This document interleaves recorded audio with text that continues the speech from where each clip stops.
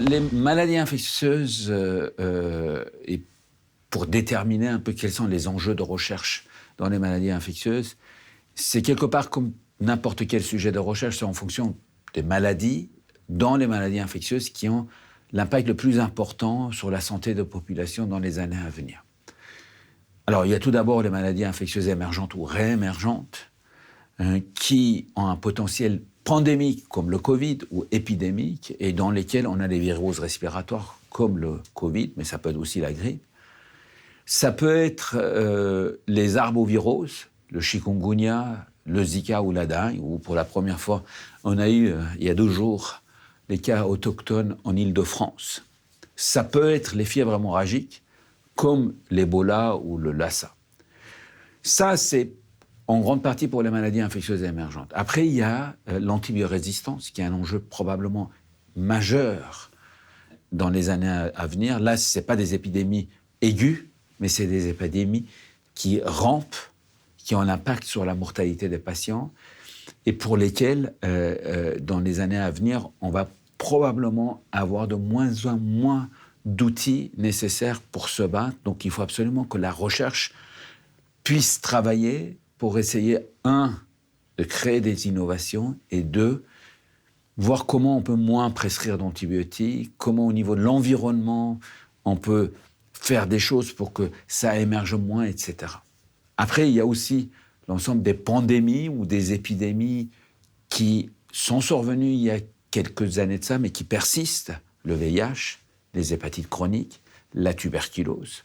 Il y a toutes les maladies qui aussi ont un impact, surtout dans l'hémisphère sud, comme le paludisme, par exemple. Donc, vous voyez, il y a beaucoup de choses sur lesquelles il faut qu'on travaille pour essayer d'améliorer la recherche et, du coup, améliorer la santé des populations.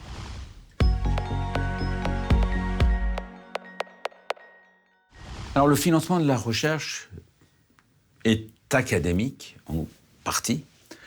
C'est vraiment important que le financement de la recherche en maladies infectieuses ou autres, académique, existe et même augmente, notamment en France.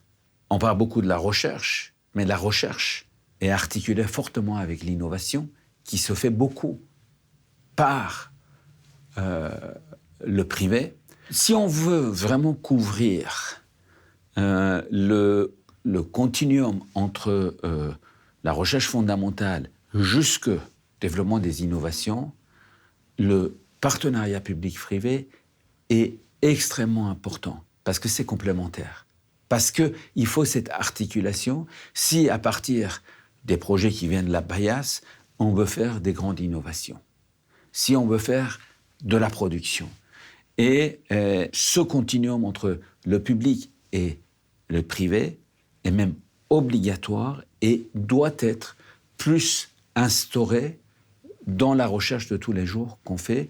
Et au sein de l'ANRS, notamment, on a maintenant un département innovation pour essayer vraiment de travailler sur ce continuum, de détecter des projets à potentiel innovant et pour les mettre en relation avec le privé. Donc MST Avenir est un financement, un partenariat public-privé potentiel qui est important.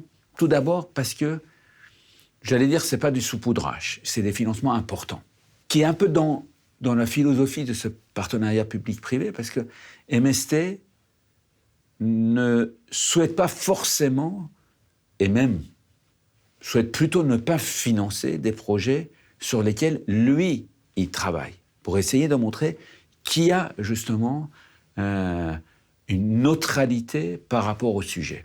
Et je pense que c'est un élément important, outre le fait que c'est des financements importants. Et donc, du coup, effectivement, l'ANRS a eu un projet qui est toujours en cours, important, qui était sur le VIH et sur la guérison du VIH.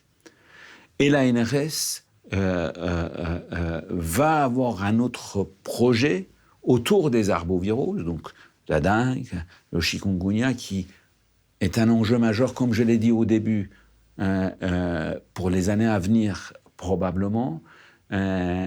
et toujours autour de l'innovation. Pour nous, c'est un partenariat important qui permet d'assurer cette continuum entre la recherche et l'innovation. C'est un partenariat qui est important parce que ce n'est pas fait autour d'un médicament, mais c'est sur un projet global. Et par ailleurs, pour ces projets-là, on essaie d'avoir à la fois des financements académiques et de compléter par les financements industriels et privés type MST à venir.